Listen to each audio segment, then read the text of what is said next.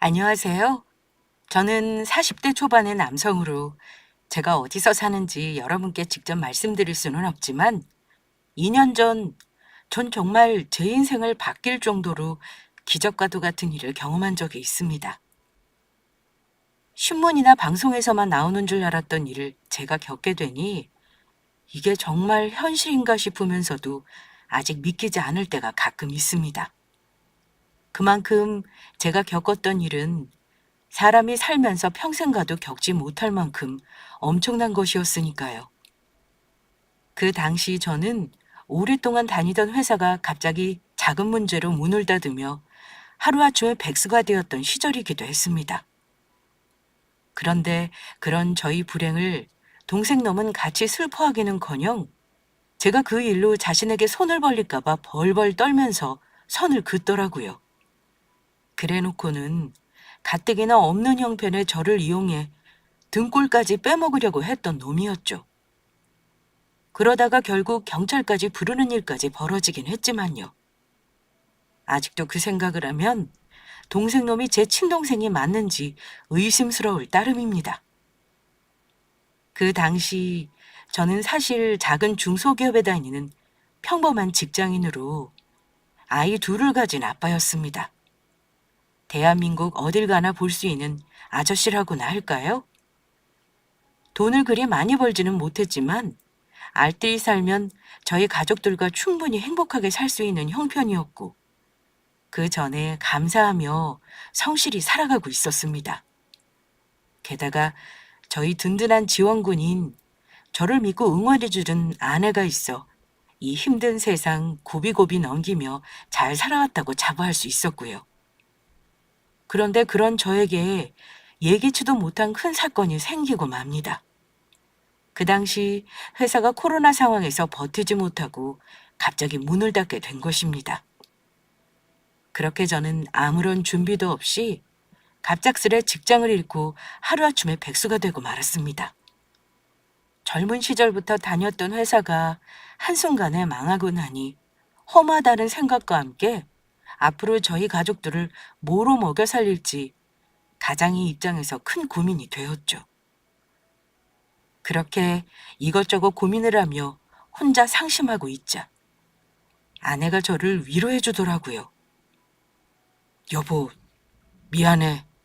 괜히 능력 없는 나 같은 남자 만나서 당신이랑 아이들까지 고생시키는 것 같아서 내가 면목이 없다. 당신은 무슨 말을 그렇게 해?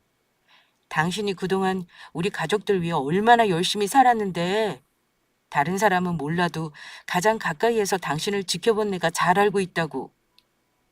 그러니까 여보, 너무 걱정하지 마.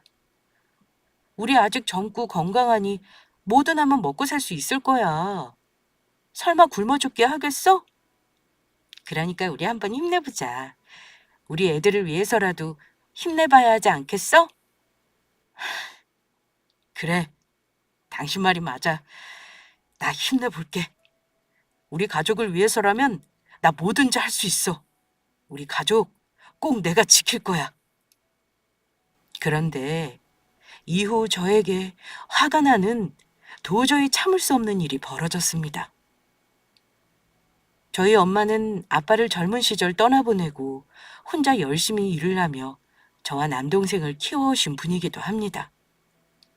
저와 남동생이 사회생활을 했을 무렵에는 젊은 나이가 아님에도 엄마는 자식들에게 손을 벌리기 싫다며 계속 일을 해오셨고요.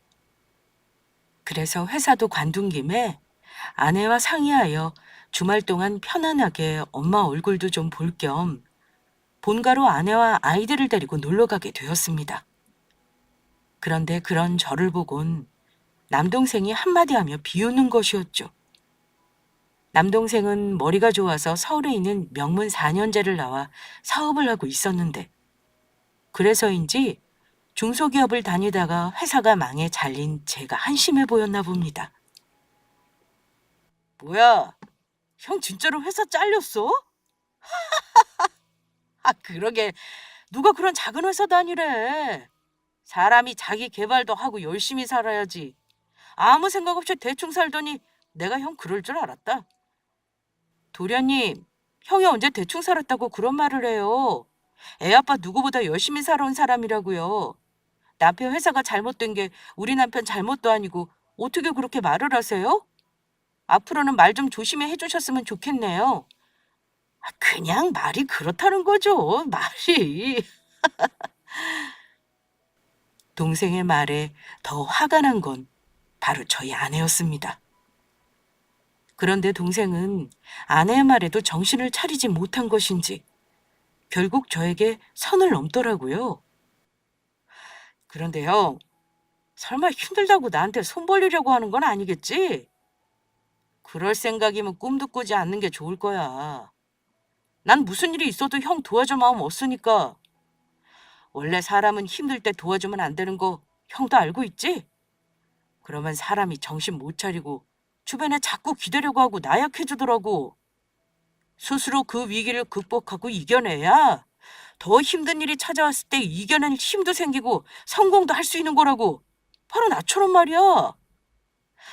그래서 내가 마음만 먹으면 형 우리 회사 취직시켜줄 수도 있지만 이게 다 형 생각해서 안 도와주는 거니까 그렇게 하려고. 성공한 사람으로서 형에게 특별 과외를 해준다고나 할까? 그렇다고 너무 고마워할 필요는 없고. 걱정하지 마라. 어차피 너한테 처음부터 손 벌릴 생각은 하지도 않았으니까. 그런데 내가 궁금한 게 있는데 위기가 왔을 때 스스로 사람이 극복해야 하는 거라면서 넌 왜 대학교 들어갔을 때 너 스스로 아르바이트해서 돈 벌 생각 안 하고 나한테 손 벌리면서 대학 등록금이나 용돈 보태달라고 했어?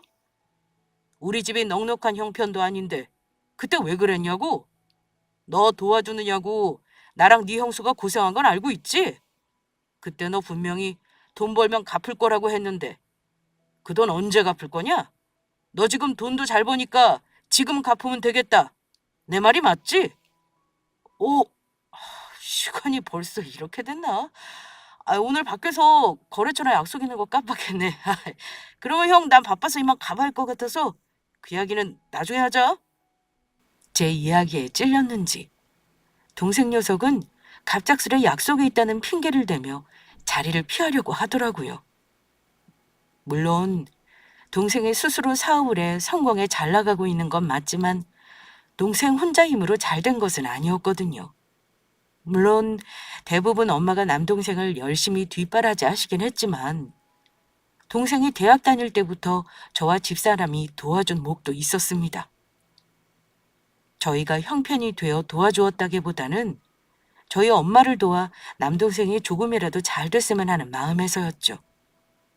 그런데 개구리 올챙이적 생각 못한다고 저희가 도와달라고 손을 벌릴까 봐 선을 그으며 저를 무시하며 해서는 안 되는 말까지 서슴없이 했던 겁니다. 괘씸하게도 말이죠. 그래서 저도 어차피 받을 생각도 없었지만 조금 치사해 보이더라도 동생놈 정신 좀 차리게 과거 도와줬던 이야기를 꺼내니 자리를 급하게 피하려 하는 것이었습니다.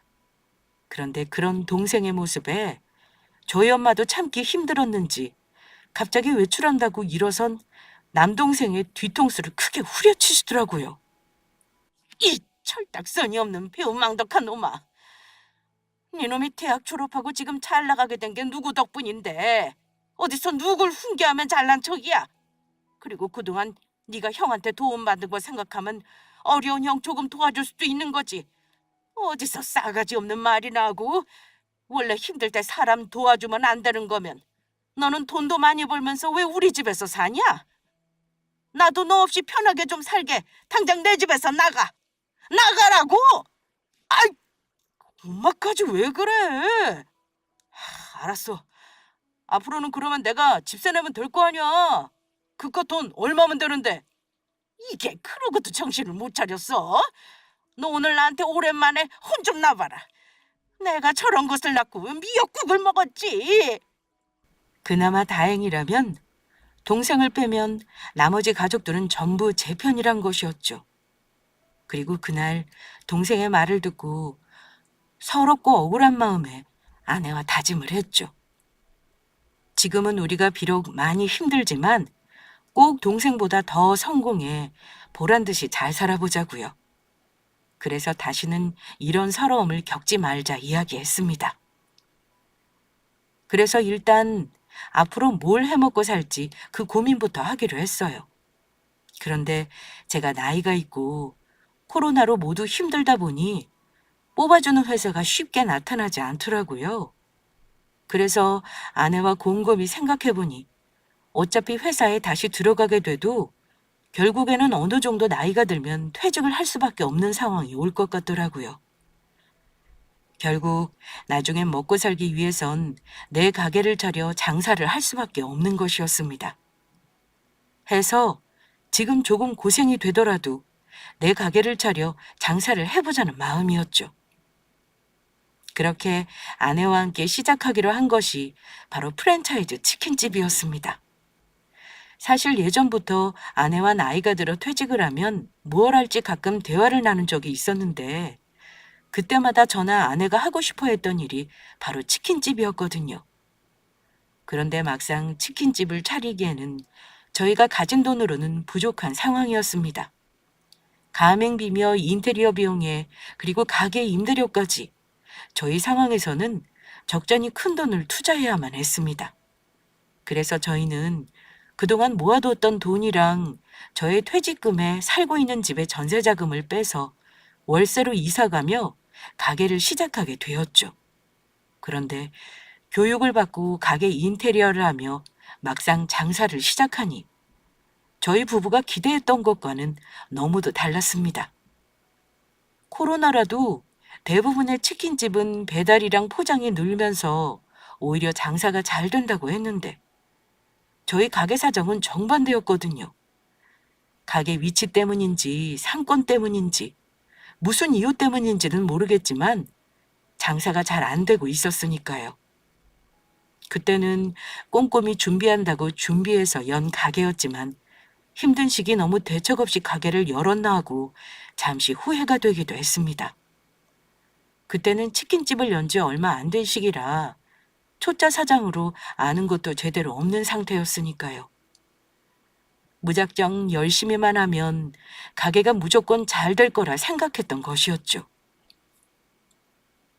하지만 가게는 나아질 기미가 보이지 않았고 계속해 적자를 보는 상황에서 당장 내일 망해도 이상할 게 없는 상태라 걱정이 이만저만이 아니었습니다. 하지만 저희를 속상하게 하는 일은 그뿐만이 아니었죠. 가게를 개업하고 5개월쯤 지났을까. 저희 가게가 장사가 안 되는 걸 알면서도 동생은 굳이 그런 저희 가게를 찾아와 초를 치고 말았으니까요. 말로는 저희 가게 개업을 축하하기 위해 찾아온 거라고 했지만 동생이 저희 가게를 찾아온 목적은 다른 곳에 있었던 것입니다. 동생이 저희 가게 앞에 바로 타고 온 차를 주차하더니 클락션까지 시끄러울 정도로 빵빵 울리며 저에게 밖으로 나와보라고 하더라고요. 그래서 동생 말대로 가게 밖으로 나가자 외제 고급 승용차를 끌고 와서는 잔뜩 어깨에 힘을 주며 저에게 말하더군요. 형, 내 차 보여? 내가 하는 사업이 워낙 잘 나가야지. 아이, 그래서 얼마 전에 큰 마음 먹고 한 대 뽑았어. 어때, 좋지? 외제차 타고 다니는 내가 부럽지? 5개월이 지나서야 갑자기 우리 가게 개업 축하해준다고 오고 싶다고 하더니 너 네 차 자랑하고 싶어서 우리 가게 찾아온다고 했던 거였냐? 에이, 형. 형은 또 무슨 말을 그렇게 해. 그냥 겸사겸사 찾아온 거지. 그런데 엄마한테 들으니까 형네 가게 장사 안 된다며? 형 언제 돈 벌어서 나 같은 차 타고 다닐래? 열심히 좀 잘해보라고. 사업은 말이야 별거 없어. 다 내가 하기 나름이라고. 형은 가만히 보니 노력이랑 열정이 부족한 것 같아. 딱 봐도 동생은 저에게 본인이 산 외제 고급 승용차를 자랑하기 위해 제 염장을 지르러 저희 가게를 찾아온 것이 확실해 보였습니다. 어쩐지 가게 개업식 때도 연락이 없더니 5개월 만에 찾아와 한다는 소리가 본인 차 자랑이 전부였으니까요. 그런데 동생 놈의 어이없는 행동은 거기서 끝나지 않았죠. 가게 개업 축하한다며 찾아온 놈이 사들고 왔다는 것이 시장에서 파는 바나나 한 송이가 고작 다였으니까요. 형 예전부터 바나나 좋아했지? 그래서 형 먹으라고 내가 특별히 개업 선물로 사왔어. 어때? 형 생각해주는 건 이 동생밖에 없지? 그런데 내가 지금 아침을 안 먹어서 배고파서 그러는데 이거 내가 사온 바나나 한 개만 먹는다? 그리고 형, 나 친구들이랑 치킨 좀 나눠 먹게 좀 싸줘. 잘 나가는 메뉴들로다가 11마리만. 그 정도는 동생한테 공짜로 줄 수 있지? 형제 좋다는 게 뭐야. 치킨 튀겨주는 김에 치즈볼이랑 감자튀김도 좀 넣어주고. 아니, 그렇게는 못 해주겠는데? 네 말대로 형제 좋다는 게 뭐냐? 네 말대로라면 외제 고급 승용차를 타고 다니는 잘 나가는 네가 우리 가게 치킨 좀 팔아줘야 하지 않겠냐? 너 모르냐? 공짜 좋아하다가는 머리 벗겨지는 거. 뭐야? 형 지금 나 탈모 왔다고 놀리는 거야? 지금 형 나보다 못 나가니까 억울해서 나한테 시비 거는 거냐고. 솔직히 이깟 치킨 얼마나 한다고. 내가 진짜 더럽고 치사해서 안 먹는다. 어차피 못 팔면 음식 쓰레기 되는 거. 내가 그것 좀 줄여주려고 기껏 생각해서 말해줬더니 이러니까 형이 이 모양 이 꼴인 거라고. 너 지금 말 다 했어? 네 말대로 너는 나보다 잘 나가면서 어떻게 가진 것도 없는 네 형 등골 빼먹을 생각을 하냐? 그리고 네가 정말 날 생각했다면 공짜로 치킨을 달라고 하는 게 아니고 한 마리라도 네 돈으로 직접 사서 팔아주려고 했겠지. 너는 그냥 네가 뽑은 새 차 자랑하면서 나 베껴 먹으려고 내 가게 찾아온 거야. 내 말이 틀려? 내가 언제? 형을 베껴 먹으려 했다고? 난 정말 순수하게 형 축하해주려고 온 거라고. 네가 지금 하는 게 축하라면 그 거지 같은 축하 필요 없으니까 당장 내 가게에서 나가. 그때였죠. 가만히 모든 상황을 지켜보고 있던 아내가 물을 한 바가지 퍼와 동생놈에게 부어버렸습니다. 형수, 이게 뭐하는 짓입니까? 시동생인 저한테 이래도 되는 거예요? 그래, 된다. 어쩔래 이 썩을 놈아. 너 같은 게 무슨 시동생이야. 너는 그냥 우리 가게 치킨 구걸하러 온 진상 거지 새끼지. 우리 가게에서 나가. 당장 나가! 아내는 화가 많이 났는지 동생을 가게 밖으로 쫓아내 버렸습니다. 그리고 화가 덜 풀린 아내가 다시 바가지에 물을 퍼 동생에게 부어버리려는 신용을 하자 동생은 불이 나게 자기 차를 타고 달아나더라고요. 그런데 동생은 꽁무니가 빠지게 도망치면서 저희를 향해 악담을 퍼부는 것도 잊지 않았습니다. 그지 같은 가게 확 망해버리라. 형, 어디 두고 봐. 내가 가만히 있나? 형 가게 망할 때까지 내가 고사라도 지낼 거니까. 가뜩이나 가게 장사도 안 되는 힘겨운 상황에서 동생까지 찾아와 속을 썩이니 속상한 마음은 이루 말할 수가 없었죠. 그런데 동생에게 당한 것이 아내도 억울했는지 그날 단단히 결심을 하더라고요. 여보, 우리 꼭 성공해서 도련님 콜을 납작하게 해주자. 억울해서 안 되겠어. 그래서 도련님이 힘들어져서 도와달라고 우리 찾아와도 절대로 안 도와줄 거야. 그래, 우리 악착같이 힘내서 꼭 성공하자. 우리 분명 잘 해낼 수 있을 거야. 동생이 그렇게 염장을 지르고 가니 이대로 가만히 있을 수는 없겠더라고요. 그래서 뭐라도 해보자는 심정에 가게 오픈했을 때처럼 밖에 나가 전단지도 돌리고 치킨을 시키면 음료를 하나 더 주는 이벤트도 하고 배달앱으로 음식을 주문하고 리뷰를 단 손님들에게 서비스를 주는 행사도 열고 손님 한 분 한 분에게 정말 정성을 다했습니다. 하지만 저희가 아무리 노력해도 그런 저희의 노력에 찬물을 끼얹은 사건은 계속해 벌어졌습니다. 배달앱으로 치킨을 시킨 손님 한 분이 저희 가게에 악플을 단 것입니다. 음식에서 행주 튀긴 것이 같이 나왔다며 사진을 올렸는데 손님이 찍은 치킨 사진은 저희 가게 치킨도 아닐 뿐더러 치킨 메뉴도 저희 가게에서 파는 것이 아니었습니다. 누가 봐도 저희 가게 장사를 방해하기 위해 가짜로 글을 올린 게 분명해 보였죠. 그래서 저도 참지 않고 바로 글을 올렸습니다. 고객님, 안녕하세요. 달아주신 댓글 잘 보았습니다. 그런데 고객님이 올리신 치킨 사진은 저희가 가게에서 파는 메뉴가 아닌 것으로 보입니다. 인터넷으로 확인해 보시면 아시겠지만 저희 가게에서는 고객님이 드신 치킨 메뉴는 판매하지 않고 있습니다. 아무래도 저희 가게를 영업 방해하기 위해 거짓으로 글을 올리신 것으로 보이니 고객님이 올리신 증거를 바탕으로 업무 방해죄로 고소를 진행하려 합니다. 나중에 경찰서에서 뵙겠습니다. 그리고 제가 고소하겠다는 글을 올리자마자 겁을 먹은 것인지 악플러가 올린 글은 1시간도 지나지 않아 지워버리더라고요. 이쯤 되니 아내와 저는 고민을 하게 되었습니다. 저희가 최선을 다한 다음에 욕을 먹은 것은 상관없지만 장사도 안 되는데 자꾸 안 좋은 일들만 생기니 치킨집을 하는 건 저희와 인연이 아닌가 싶었던 것이죠. 그래서 정말 집사람과 심각하게 가게를 접어야 하는 건 아닌지 고민을 하게 되었습니다. 그런데 그 와중에 동생놈이 다시 저희 가게를 찾아와 속을 썩이더군요. 그날 아내가 가게에서 자신을 쫓아낸 것에 대해 앙심을 품은 것인지 저희 가게 매상을 올려주겠다고 친구들을 데려와 치킨과 음료를 한가득 시키더라고요. 그것도 저희 가게에서 쫓겨날까봐 제한 인원에 딱 맞춰서요. 그 전에 일도 있고 동생의 행동이 걱정되지 않은 건 아니었지만 설마 친구들까지 데리고 와 저희 가게에서 큰 말썽을 부릴까 싶어 아무런 의심을 하지 않았습니다. 하지만 설마가 사람 잡는다고 그날 동생은 기어이 저와 인연을 끊는 사고를 치고 맙니다.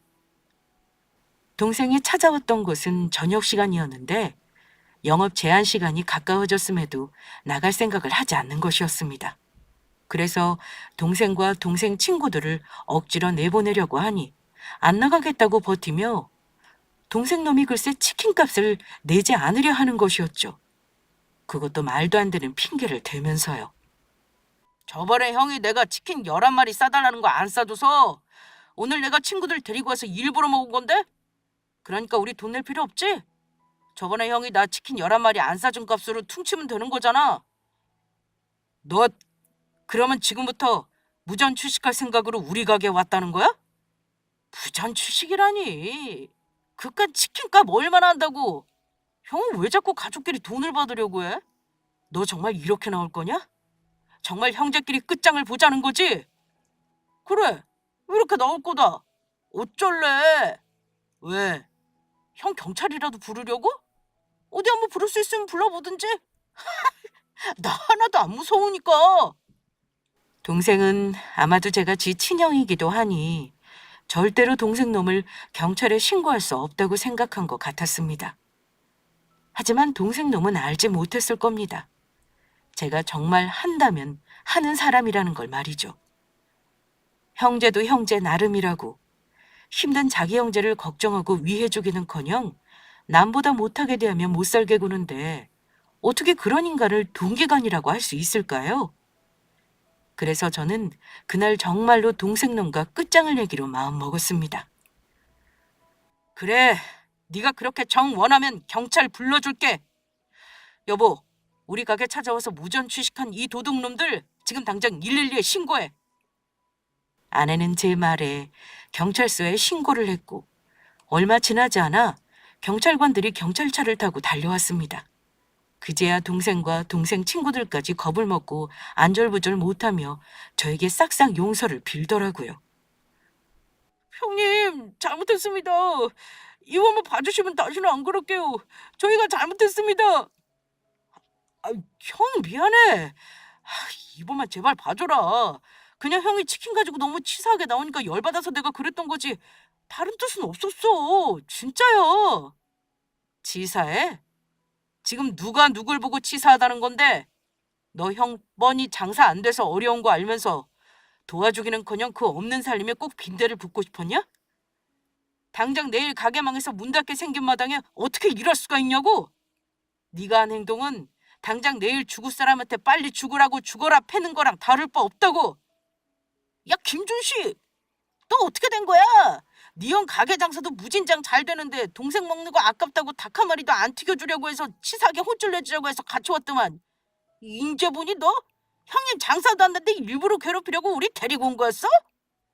너 형님 가게 오픈할 때 얼마나 보태줬다고 우리한테 말한 것도 전부 거짓말이지? 그게 아니면 형님이 왜 저렇게 말씀하시는데? 이 자식, 네가 그러고도 인간이냐? 앞으로 너랑 절거다. 형님, 얼마 전에 형님 가게에 배달업으로 악플 달린 적 있죠? 그거 이 자식이 저번에 술 먹고 저희 집에서 그랬던 거예요. 어릴 때부터 잘난 것도 없으면서 형이라고 자기 가르치려 들으면서 잘난 척하더니 치킨 가게 열어놓고 치사하게 공짜로 치킨도 안 주려고 한다고 복수할 거라면서 제가 말리는데도 가짜로 악플을 달았더라고요. 이런 놈을 상종도 하지 마세요. 치킨 값은 저희가 잘못했으니 전부 물어드리겠습니다. 형님, 힘드신데 저희까지 찾아와 힘들게 해드려서 정말 죄송합니다. 내가 언제 그랬다고 그러냐? 형, 아니야. 절대 아니라고. 동생 친구들의 말에 저는 정말 황당하다 못해 절망하고 말았죠.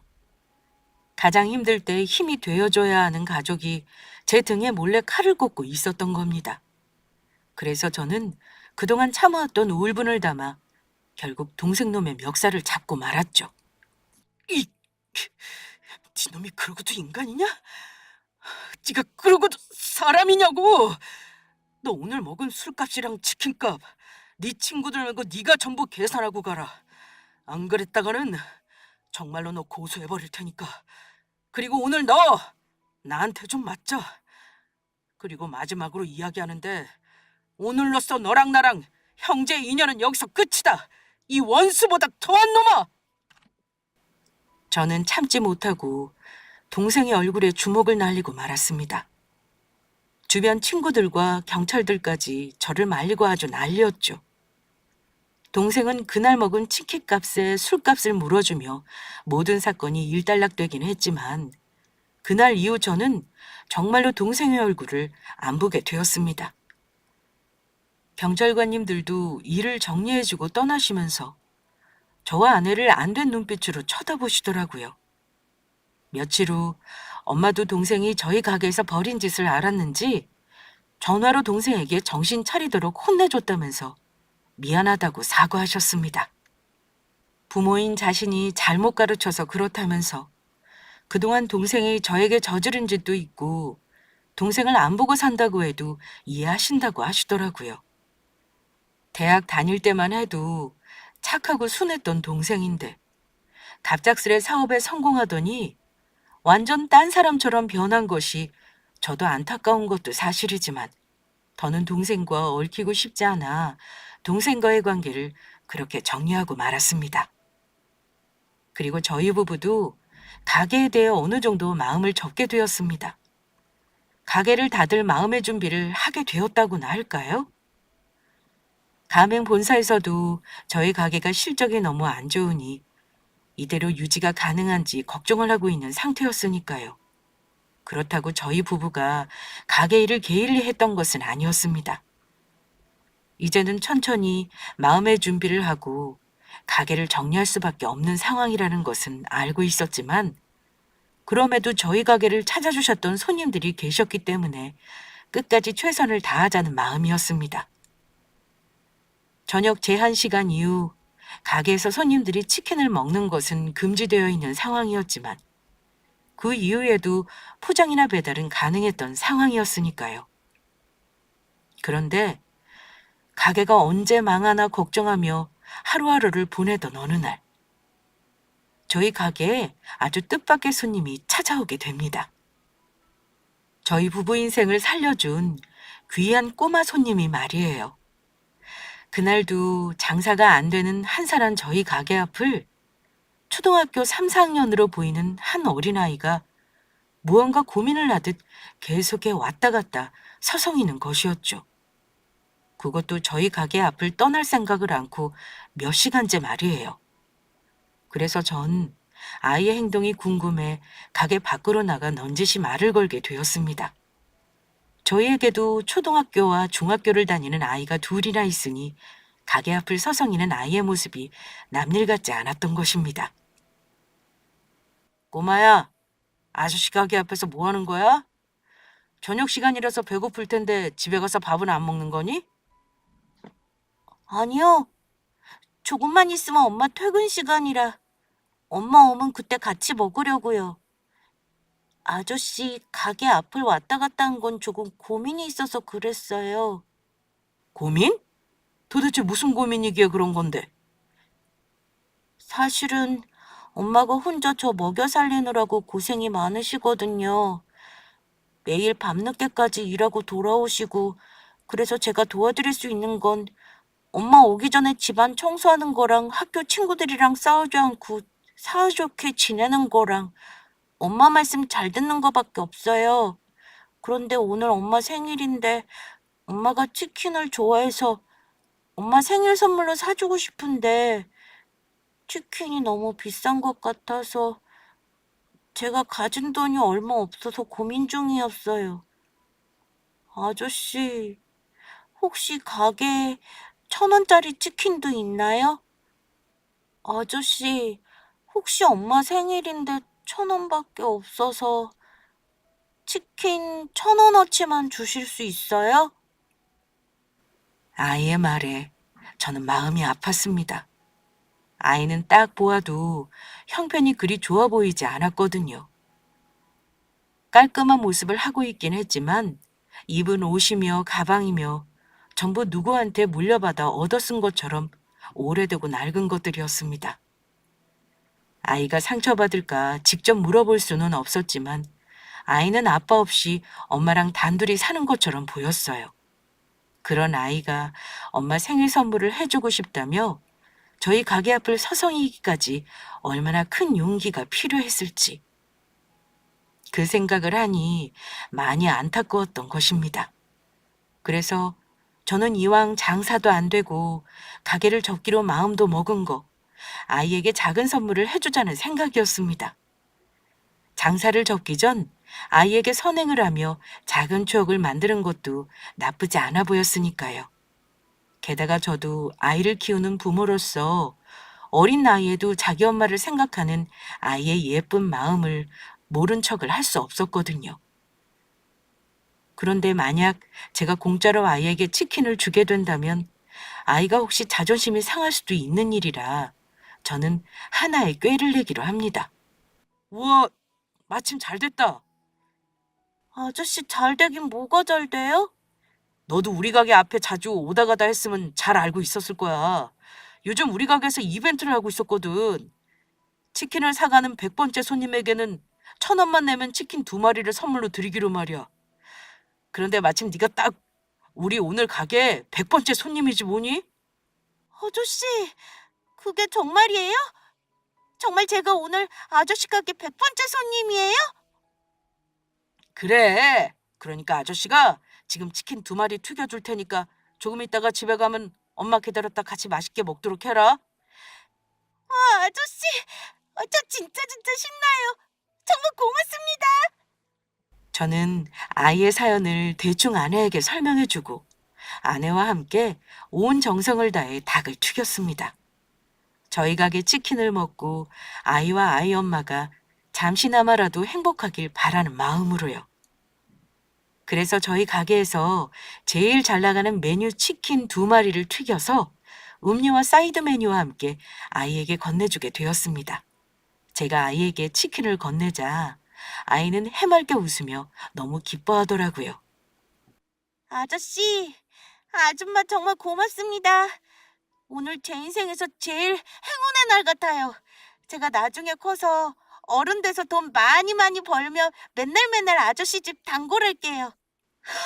그래. 아저씨도 그때까지 열심히 장사하고 있을게. 당 무거우니까 조심해서 들고 잘 가렴. 네. 아이는 고맙다고 몇 번이나 말하고 신이 난 발걸음으로 치킨 2마리를 두고 집으로 향했습니다. 그리고 저희도 그날부터 가게를 정리할 준비를 하기 시작했죠. 그런데 얼마 지나지 않아 저희에게 엄청난 일이 벌어졌습니다. 아이에게 치킨을 선물로 하고 일주일 정도 시간이 지났을 때쯤 갑자기 저희 가게에 검은 양복 차림의 사람들이 들이닥친 것입니다. 아내와 저는 갑작스런 상황에서 당황하며 곤란해하고 있었죠. 그런데 거기서 가장 똑부러지게 생긴 한 여성분이 갑자기 저와 아내에게 명함을 내밀었습니다. 안녕하세요. 저희는 본사 마케팅 팀에서 나왔습니다. 그리고 저는 본사 마케팅 팀 팀장입니다. 네. 안녕하세요. 본사 마케팅 팀 팀장이라 소개한 사람의 말에 저는 그제야 왜 검은 양복을 입은 사람들이 저희 가게에 들이닥쳤는지 직감할 수 있었습니다. 가게를 처음 차려봐서 잘은 모르지만 가게가 장사가 안 되니 그만 가게를 정리하고 접으라고 직접 통보하기 위해 찾아왔나 싶었던 것이죠. 최근 들어 이상하리만큼 가게 손님이 늘긴 했지만 그렇다고 가게를 유지할 만큼의 수준은 아니었으니까요. 그래서 저와 아내는 드디어 올 것이 왔다는 생각에 이야기를 하려 했습니다. 언제쯤 가게를 정리하면 될까요? 안 그래도 가게가 장사가 안 돼서 정리할 생각을 하고 있었습니다. 그래도 내일 당장 접으라는 소리는 아니시죠? 저희도 가게 정리할 시간도 필요하고 건물 주인분께도 가게 내놓는다고 말씀을 드려야 할 것 같아서요. 남편 말이 맞아요. 그래도 가게 정리할 시간은 주셨으면 좋겠습니다. 저희가 오늘 찾아온 것은 그 이유 때문이 아니고요. 아무래도 그 소식을 아직 모르시는 것 같아서 사장님 두 분께서 급히 보셔야 할 게 있는 것 같습니다.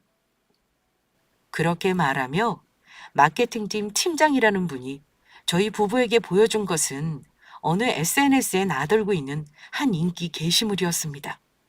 그리고 저는 그 인기 게시물을 확인한 순간 깜짝 놀라고 말았죠. 상호는 가려져 있었지만 SNS에 저희 가게 사진이 대문짝만하게 떡 찍혀서 돌아다니고 있었으니까요.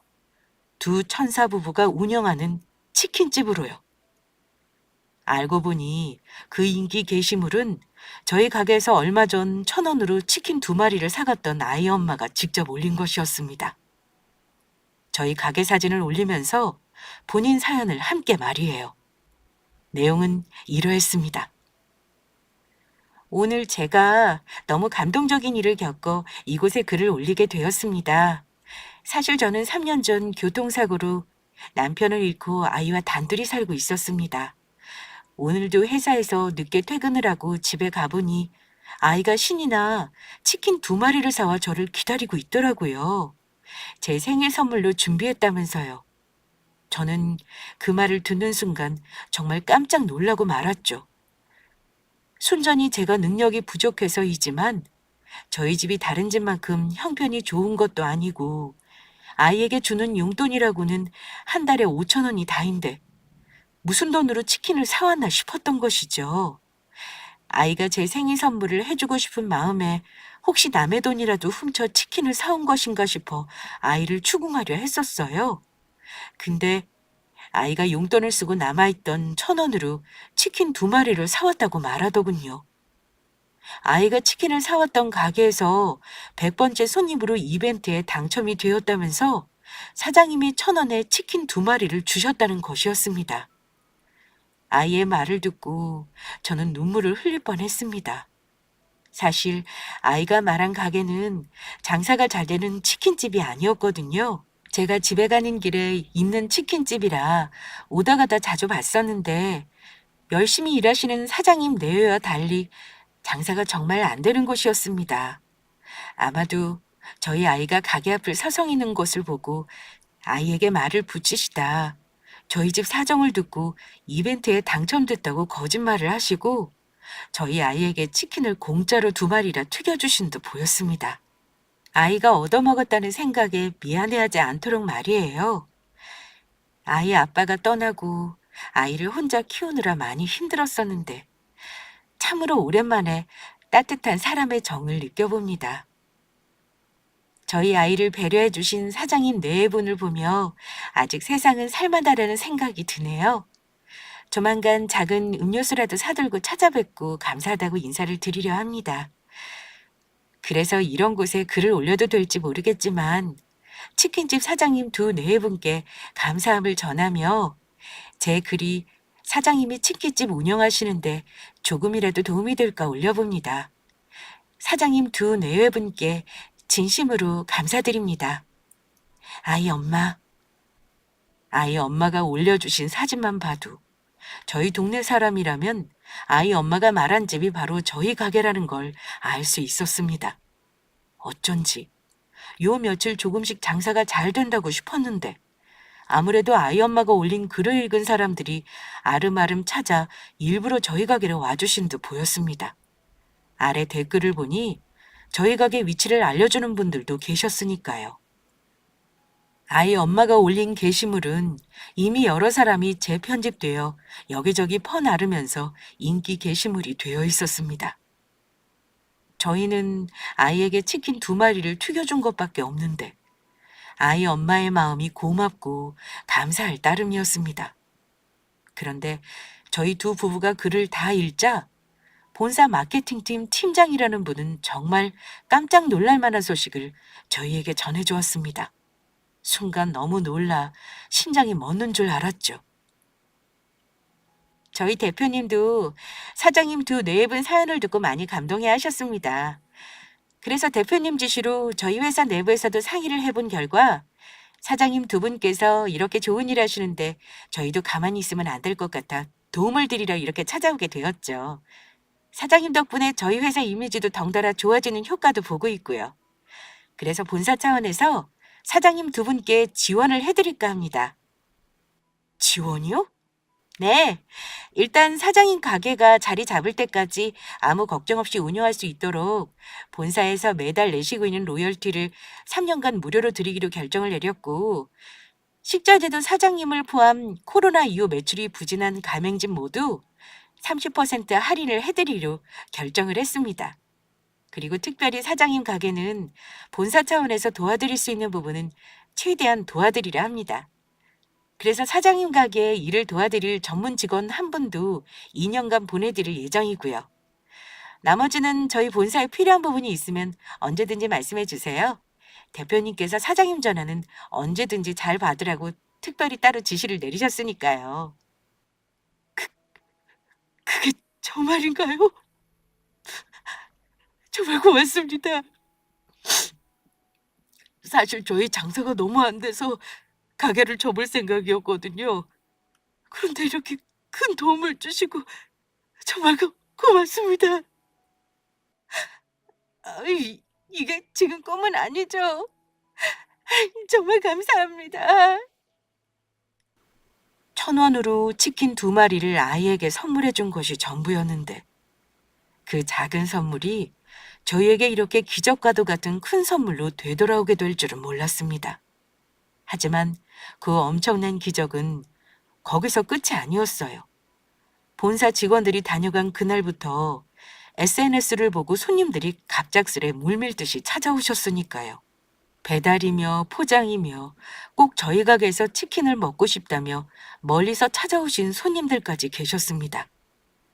저희 앞에서 치킨을 사기 위해 기다리시는 손님들의 줄을 보며 저에게도 이런 꿈 같은 일이 일어날 수 있다는 것이 그저 신기하기만 했습니다.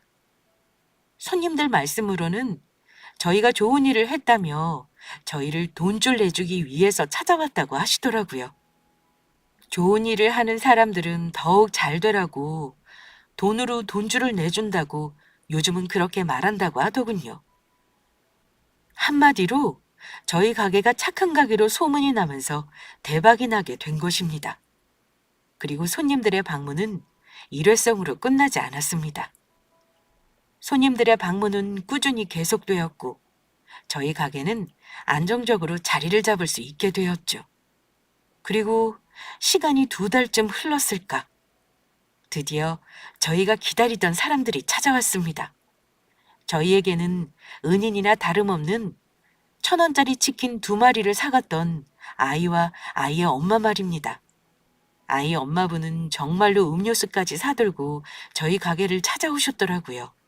그리고 아이 엄마에게 이야기를 들어보니 아이와 아이 엄마에게도 아주 좋은 소식이 있었습니다. SNS에 올린 글로 아이와 아이 엄마의 사연이 알려지면서 지자체에서 연락이 와 도움을 주기로 했다는 것이었습니다. 사는 집과 안정적인 일자리까지 구해주었다는 소식이었습니다. 그 소식을 듣자 저와 아내도 저희 일처럼 기쁘기만 하더라고요. 그리고 저는 저희 가게를 찾아온 아이와 아이 엄마에게 꼭 전할 말이 있었습니다. 정말 뭐라고 감사를 표해야 할지 모르겠습니다. 어머님이랑 어머님 아드님 덕분에 저희 가게 문도 닫지 않고 이렇게 자리를 잡을 수 있었습니다. 정말 저희가 큰 은혜를 입었어요. 이 사람 말이 맞아요. 원래는 장사가 너무 안 돼서 가게를 정리하려고 했는데 어머님이 도와주셔서 저희가 이렇게 잘 살았습니다. 아니에요. 저야말로 그때 너무 힘든 시기였는데 두 분 덕분에 오랜만에 저희 아이와 행복할 수 있었어요. 아무나 베풀 수 없는 선행이었는데 사장님 두 분께 정말 감사드립니다. 그 이후 저희는 아이와 아이 엄마와 꾸준히 연락하며 지내게 되었습니다. 서로가 응원하며 돕는 가까운 이웃 사촌이 되었다고나 할까요? 아이들도 아주 친한 친구 사이가 되었고요. 그리고 그 이후 저나 집사람이나 사람들에게 받기만 해서는 안 된다는 생각에 가게 수익금의 일부를 어린이 단체에 기부하게 되었습니다. 그런데 아이와 아이 엄마가 찾아온 몇 달 후 정말 생각지도 못한 일이 저희에게 벌어졌습니다. 인연을 끊기로 했던 동생놈이 저희를 다시 찾아온 것이었어요. 그것도 다 죽어가는 얼굴로 제발 도와달라면서요. 동생은 건강식품을 만드는 사업을 하고 있었는데 알고 보니 동생이 했던 게 그냥 건강식품 사업이 아니었던 것입니다. 어르신들을 상대로 건강식품을 팔아 다단계 사기를 치는 몹쓸 짓을 하고 있었더라고요. 형, 가족이 좋다는 게 뭐야? 이럴 때 서로 도우라고 있는 거잖아. 나 정말 이러다가 감옥 가게 생겼다고. 엄마도 내가 한 번만 도와달라니까 전부 내가 잘못한 일이니까 제대로 죄값 받고 나오라고만 해. 나 그래서 지금 형량이라도 줄이려면 합의금이 필요해서 그러는데 나 좀 조금만 도와주라. 어? 제발. 너 예전에 나한테 했던 말 잊었냐? 원래 사람은 힘들 때 도와주면 안 된다면서? 그러면 사람이 정신 못 차리고 주변에 자꾸 기대려 한다고. 나도 너한테 똑같이 이야기해 줄게. 지금 네 일들은 전부 네가 잘못해서 벌어진 일들이니까 네 스스로 책임지고 죗값 치러서 잘 이겨내길 바란다. 다시는 이런 나쁜 짓 하지 않도록. 앞으로 우리 다시는 보지 말자. 동생은 결국 사기죄로 구속되어 교도소에서 그 죗값을 치르게 되었습니다. 그리고 현재 저는 제가 치킨집을 열었던 그곳에서 열심히 장사하며 아내와 아이들과 함께 잘 살고 있고요. 늘 힘들었던 때를 잊지 않으려 노력하며 매일 감사한 마음으로 살아가고 있죠. 그리고 저희 가족은 최근에 대출을 조금 깨긴 했지만 아파트를 사 들어가게 되었습니다. 가족들 모두 정말 행복해 했고요. 저희가 이런 분에 넘치는 것들을 누리며 살아도 되는지 가끔 의심이 들기도 하지만 한 가지 확실한 것은 저희가 사랑을 베풀면 그것이 나중에 어떤 모습으로든 더 큰 사랑으로 저희에게 돌아온다는 것입니다. 그러니 물질적인 것은 아니더라도 우리가 베풀게 되는 작은 선행과 사랑을 아까워하지 않으셨으면 좋겠습니다. 그 선행과 사랑은 결국 자신에게 해주는 것과 마찬가지인 것이니까요. 우리 모두 사랑하며 살자고요.